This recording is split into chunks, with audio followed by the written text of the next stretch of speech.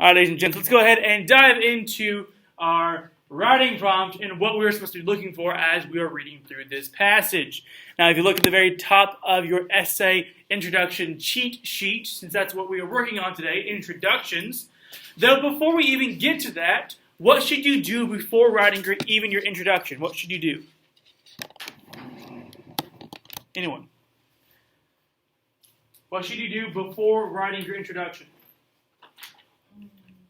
Y'all remember this from last semester? Anyone? Let's say like this. Before making a house, what do you have to put up first?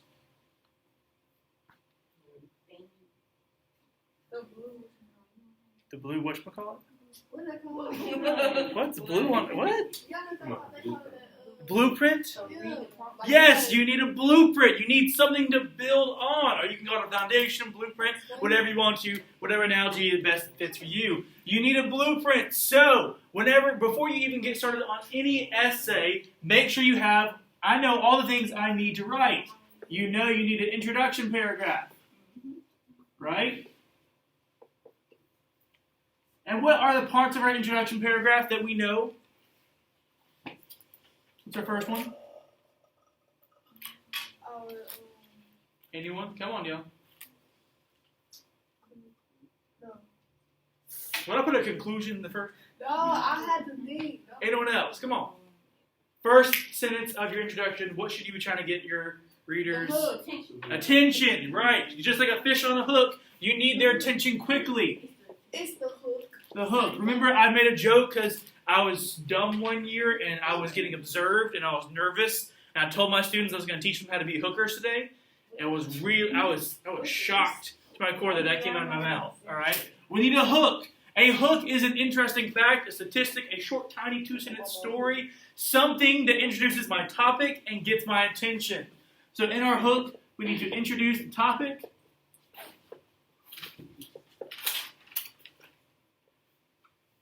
And get the reader's attention. All right? That's our goal for the hook. You should already know this. We've covered it a couple of times. After a hook, what do we need? Starts with the L. The lead in? Yes. The lead in. Does anyone want anything from the break card? If you do, go ahead and go. I'm going to keep talking, though. We need a lead in. A lead in is literally just getting from your hook to your thesis. That's it. Usually in the lead in, we introduce the author of whatever we are reading and the title of what we are reading. Then we get into our thesis. Sometimes you can end up bleeding in your lead in and thesis together. It can happen pretty frequently and very easily. Just be aware. Your thesis is your claim. This is what I'm going to be writing about. Type sentence. Type sentence. Don't actually use I in yours. This is the most important sentence. Right here. All you absolutely need to have an introduction, even the simplest, tiniest one, is a thesis statement. That's all you absolutely need. This is what we're going to be looking at today and working on and practicing with our work today, the introduction paragraph. But there's more than just that in an essay, correct? Yes, there is. I know some of y'all only gave me a single paragraph and your first essay. Some of you chuckled. I feel like y'all know who I'm talking about. All right, there is more that you should have written. The next part is your body paragraphs. We're going to be talking about those tomorrow. How many body paragraphs are there usually in an essay? There are, generally speaking, if you're given like a compare and contrast, you have 2 to possibly 3. 3 is usually what you want to get to. 2 to 3 paragraphs. All right? Generally, what you want to get to. We're going to be talking more about the body paragraphs tomorrow. We're going to be breaking down the Melcon format. The Melcon format is literally just 4 different sentences. That's all it is. That's it. We're going to be talking more about the Melcon format tomorrow. Just be ready for that one. And last but not least, we have our conclusion paragraph. What does the conclusion paragraph look like?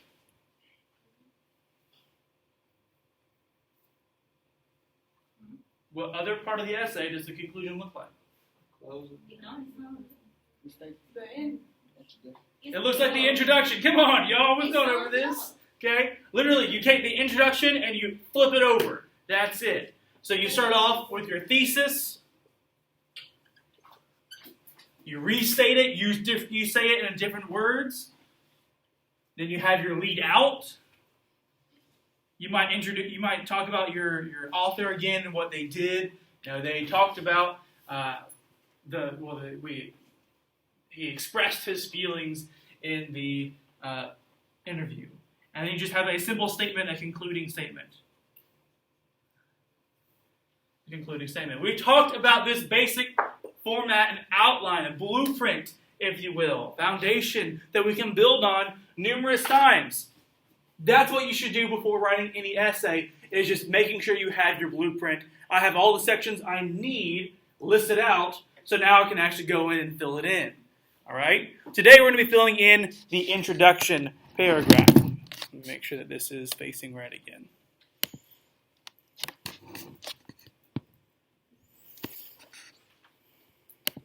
All right. So we have our essay introduction cheat sheet. Let's go ahead and look at this and figure out what are we actually supposed to be reading and writing about. It reads, read and respond to the following writing prompt. In liberating the first Nazi camp, Jim Martin describes his experiences aiding in the liberation of the first Nazi camp. Write an essay analyzing the feelings that Jim Martin expresses upon discovering the contents of the Ohrdruf concentration camp. Your writing will be scored on the development of ideas, organization of writing, and language conventions of grammar, usage, and mechanics. So, the very first question I always get from students is, what do I write? I don't understand this. What do I write? So here are some questions to help you out.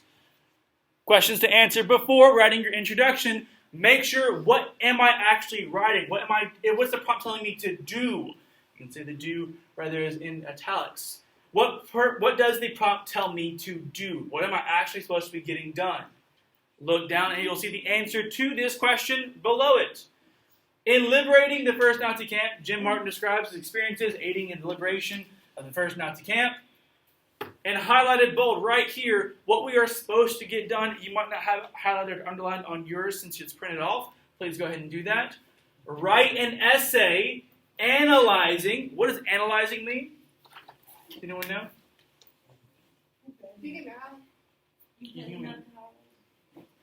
What does analyzing mean? If you see a doctor analyzing a patient, what are they doing? They're checking them out. They're looking closely at what is on them. If they're, let's say, have a growth on them or something, all right? They're looking at that. They're analyzing. They're breaking down what's wrong with them.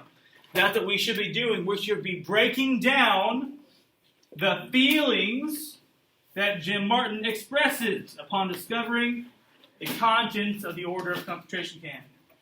So we need to figure out, hey, what type of feelings does he have and why does he have them? How can we prove he had this feeling? That's what we have to talk about. We are analyzing the feelings that Jim Martin expresses upon discovering the contents of the Ohrdruf concentration camp. That's what we should be doing. Our next question. What key words or ideas from the prompt? So we're going to use the prompt itself. Do I need to notice as I read the text? The word that you need to make sure that you are bringing back to again and again the phrases is right here. The feelings that Jim Martin expresses upon discovering the contents of the Ohrdruf concentration camp. Refer back to that anytime you need to. Hey, what am I writing about again? That's right. The feelings that he has. The feelings that we can prove that he had when he first walked up onto this concentration camp. That's what you should go back to every single time. Third, what can I restate from the prompt in order to start my introduction? The second question I always have from students is, how do I start? Okay, I know what I'm supposed to write about now, but how do I start? Where do I start? Where do I start? I hate that question all the time. But what you can use is the writing prompt itself. Take words and phrases from the writing prompt to help you out. The example that they are giving you here is really an example of a lead-in going that could be really helpful. A lead-in could be used right here really easily. In liberating the first Nazi camp, for one, you're going to need to actually state the title of this article a few times, so that's right here on the interview a couple times. That's what we can go back to. Also, again, what am I supposed to be talking about? What phrases can I use from the prompt? Jim Martin, what does he do? What feelings does he express upon discovering the contents of the order for concentration camp? Go back and use that phrase. It's okay. You can literally, don't do it literally, you can copy and paste it just about. Type it out though, don't just copy and paste. You can see it when you copy and paste. We've talked about that. Last question, how can I end my introduction so that it leads into the body paragraphs? Notice that you have thought about the words of the prompt, all these different words and phrases, for each of the previous questions. But answering this question requires you to think your own thoughts about the text in order to answer the prompt. Specifically, think about the feelings that you have noticed Jim Martin expressing in the interview. So you actually have to use your own thoughts. But do I want you to actually say, I think he felt this? Do I want that? No, I do not. Instead, you should just say, Jim Martin felt this at this point. It's very direct. It's formal. It makes you sound like you know what you're talking about. Saying you think, I think this, I believe he felt this, is weak. I don't want any of y'all to write weak sentences or weak thesis statements. So we need to make sure that we are directly stating what we think as facts. Jim felt this in this moment because of this reason, probably. You have to be very direct. You have to be very firm about what you want to say. Now, how do we take this and actually work it into an introduction paragraph? That's what we're going to be doing right now. Because online, and I also have them printed off as well if you need that, we have a set of questions I would like you to complete as we go through this. All right. So go ahead and open those up. If I can get my words out. If you have your cell phones, go ahead and get your cell phones back out. This is when you can get it out. If you have your computers, go ahead and open up the work for today, what it looks like. Right here. Writing prompt analysis. Introduction. It'll load up in a second. There you go. Writing prompt analysis introduction. Go ahead and open that up, and we're going to go over these together. You'll find that most of them are very, very easy. If you need the physical copies of it, they're right here.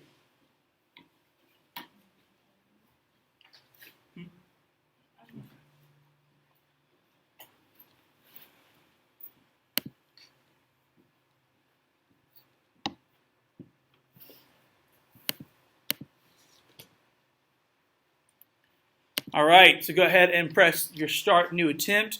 As I said, we're going to be going through these together as we go, as we even go back through our passage as well, which you should, of course, have read yesterday.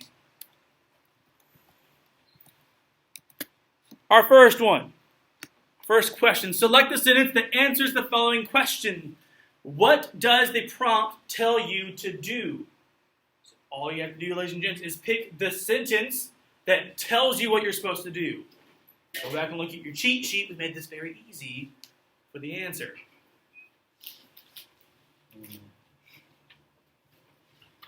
We're literally giving it to you, just about. So go back to your cheat sheet for the answer here.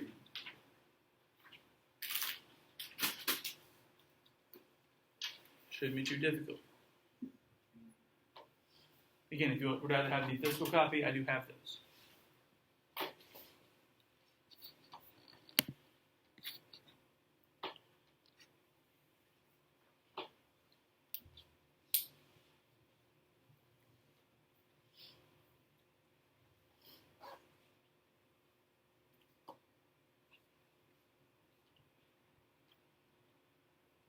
The second question, since the first one was just a give me, the second question, select the words/phrases that answer the following question.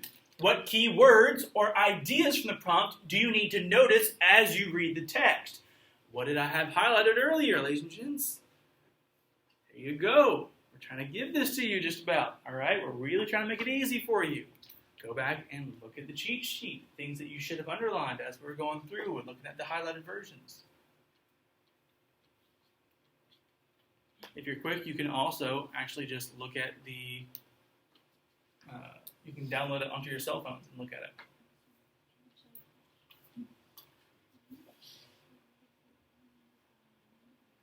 Yeah, phrases. Yeah, the whole thing. Yeah, notice the words/phrases there. There are multiple words that you need to highlight here.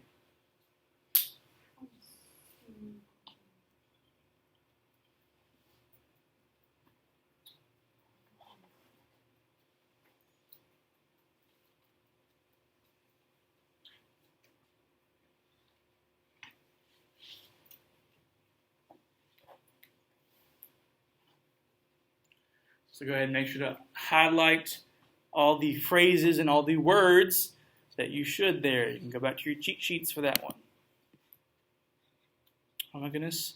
The third one. Select the words/phrases that answer the following question.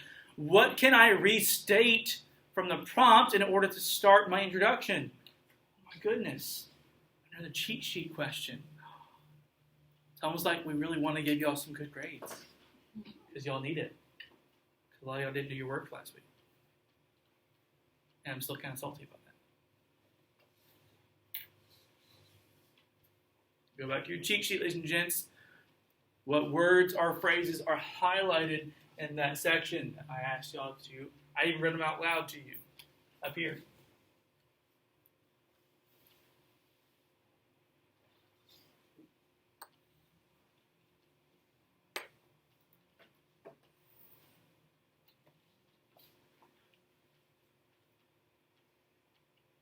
All you have to do is click each word.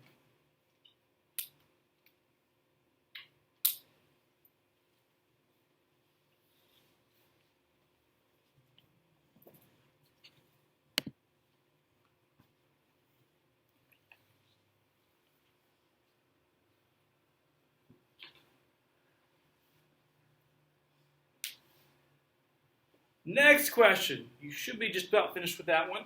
Next question. List at least 3 synonyms for feelings that you could use throughout your essay in order to avoid repeating the same word over and over. Can someone please tell me what a synonym is? And no, I did not just say synonym, right? What's a synonym?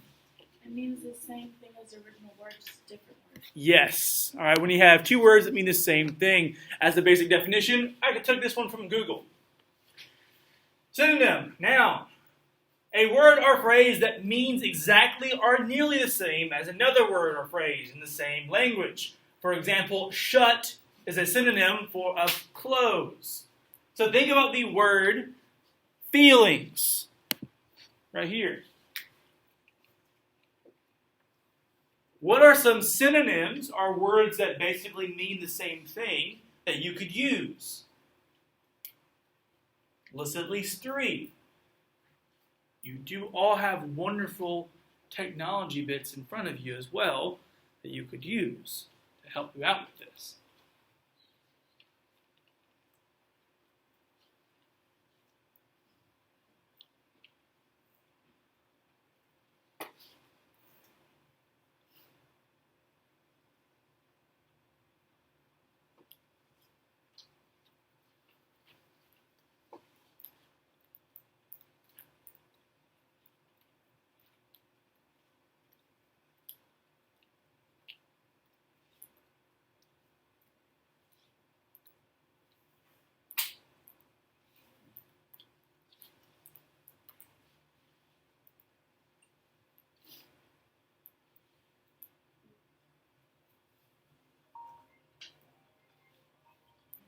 All right, so ladies and gents, can someone please tell me one synonym for the word feelings? Pain. That is a feeling, yes. But how about another word that means feelings, like in general? Not just a feeling. Let's say what other words can we use instead of just the word feelings? Huh?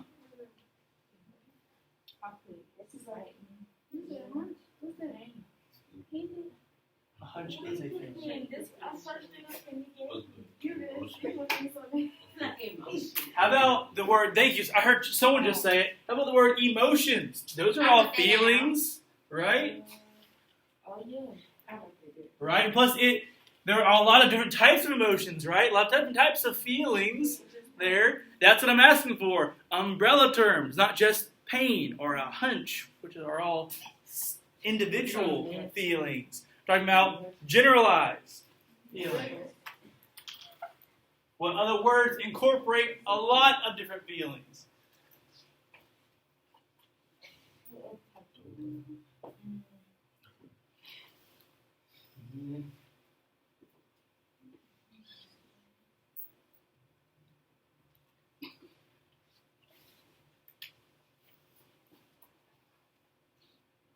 I'm not going to give you all too much longer for that, ladies and gents.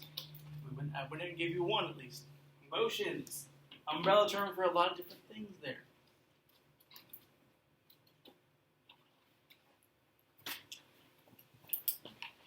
No problem.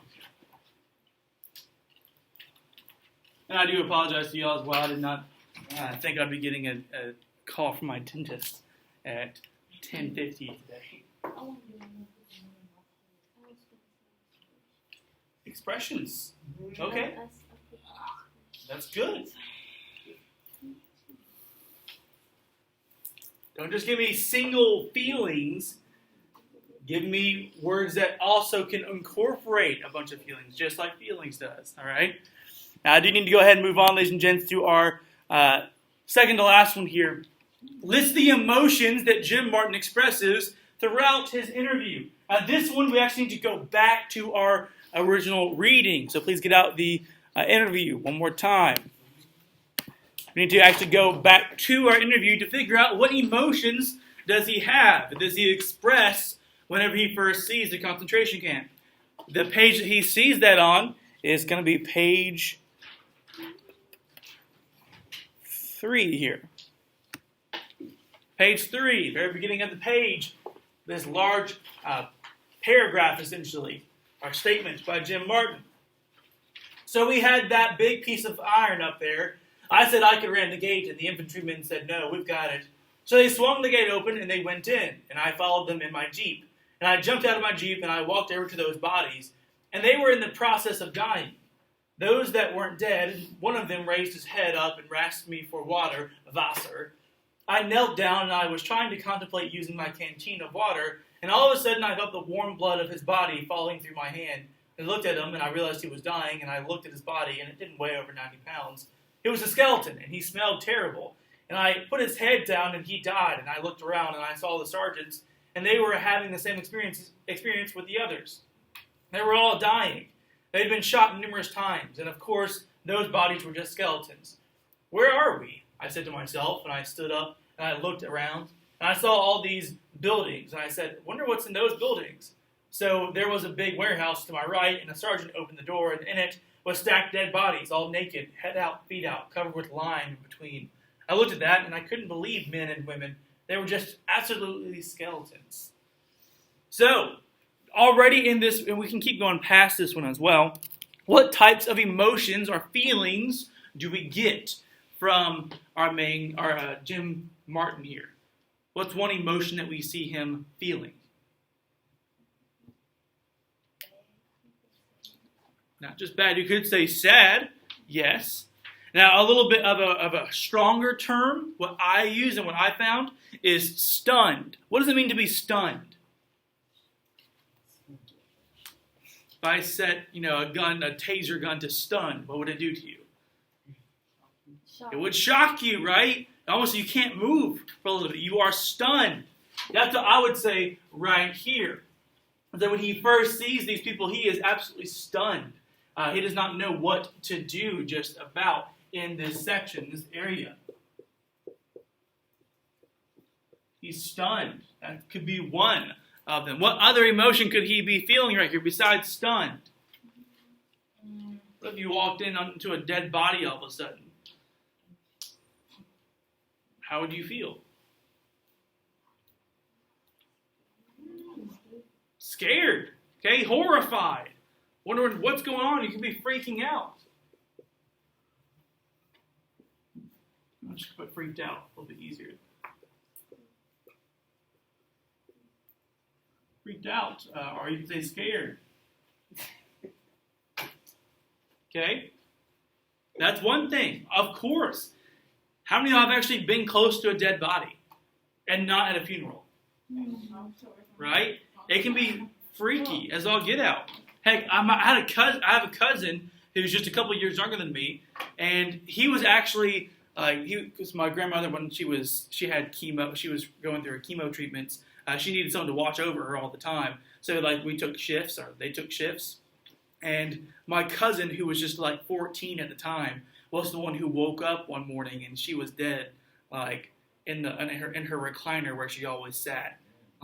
That's a 14-year-old had to wake up to see that. Of course, he was horrified. He was freaked out, scared. He was stunned. But you would have passed out as well. Notice also, we should not be looking at our cell phones right now. We should be probably helping me figure out what types of emotions and feelings he's having up here. All right. What's another emotion he could have that we see in this paragraph here?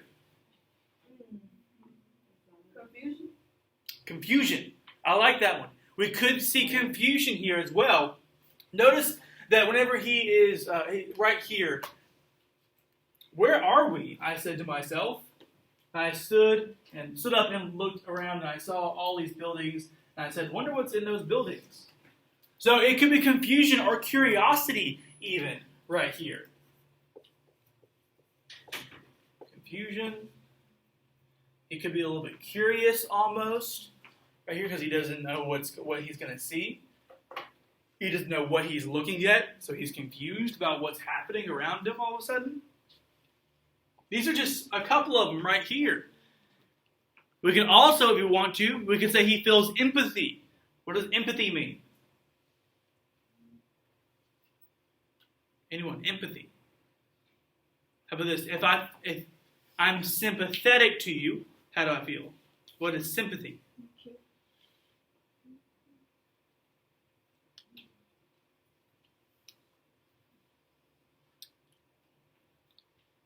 Okay, so empathy is when you can feel for someone else's situation.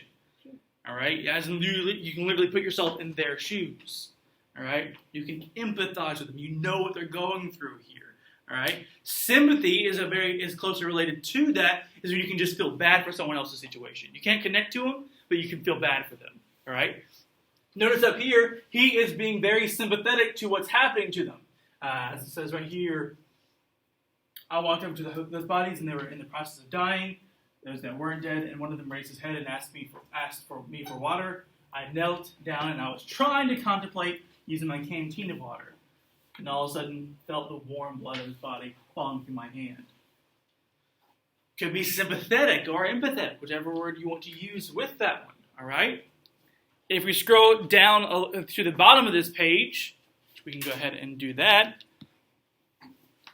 Down here on the bottom of the page, we can actually use one of our vocabulary words. Can someone please guess what vocabulary word that you can use? You might need to twist it a little bit, but you can.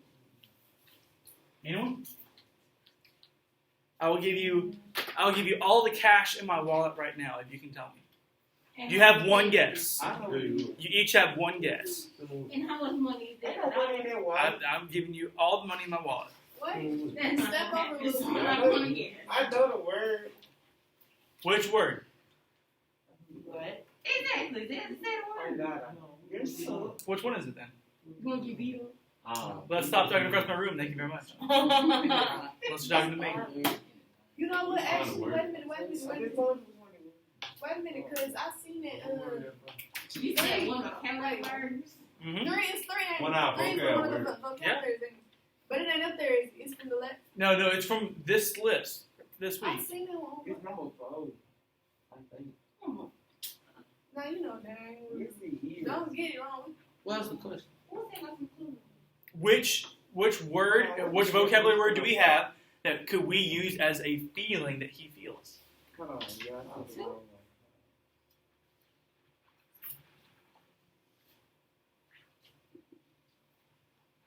For this one on the ground, right? For this. In this section here, 25. I said,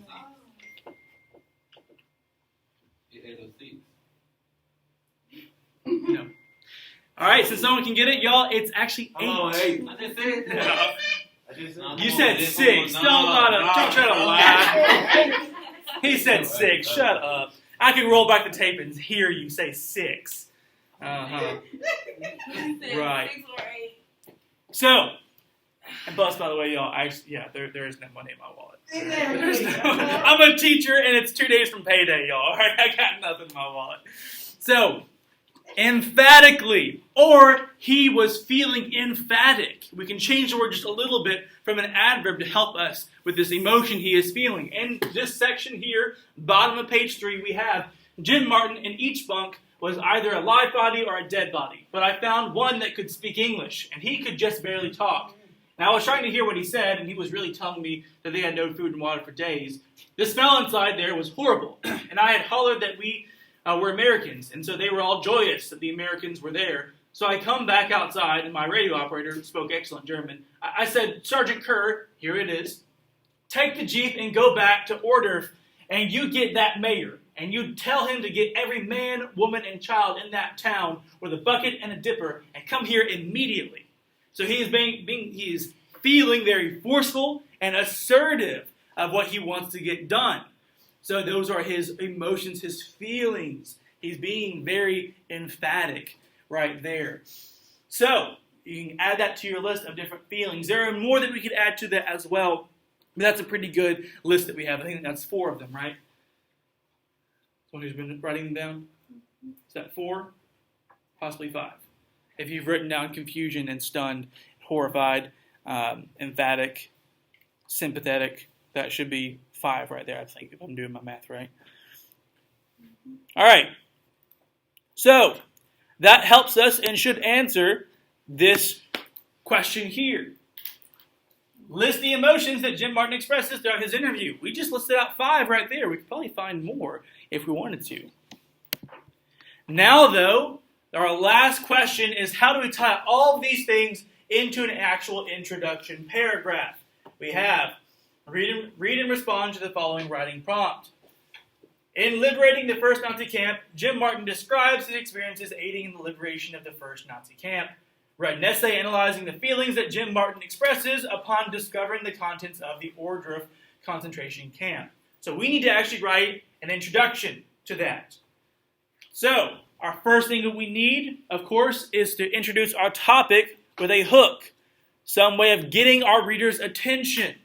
Now remember our topics, we have our concentration camps, we have feelings, we have, honestly, we just got finished with the book that dealt with both of those things that we know with Corrie ten Boom. You can do a quick 2 little sentence short story, like 2-sentence summary of that story if you wanted to. So that's what you need to be writing in this section. I cannot and I will not give you the answer for this one, ladies and gents. You have to do it yourself. You need to write a hook, get the reader's attention, and bring up the topics. 2, you need to have a lead in. Remember, your lead in usually brings up your author or your person who you're pulling this from. So Jim Martin and the text name. The liberation of the first Nazi camp, I believe is what it's called. You need to bring that up with your lead in. You're getting from your basic topic ideas to what you want to say, your claim, your thesis. Your claim/thesis, pick just 3 of those feelings or emotions that we should have found. Just 3 of them, since usually we only need at most 3 paragraphs. All right? So we know that each paragraph is going to be about one of those emotions. Pick 3 of them. Tell me this is what the character or the person, Jim Martin, felt when he first finished the sentence. All right?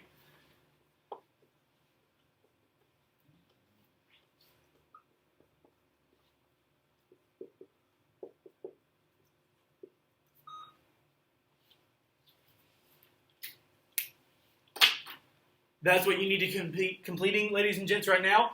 Full sentences for each one. I should have 3 great sentences here. If you need to, go back to your cheat sheet to help you out with this writing prompt specifically. After you get finished, you can go ahead and have your break.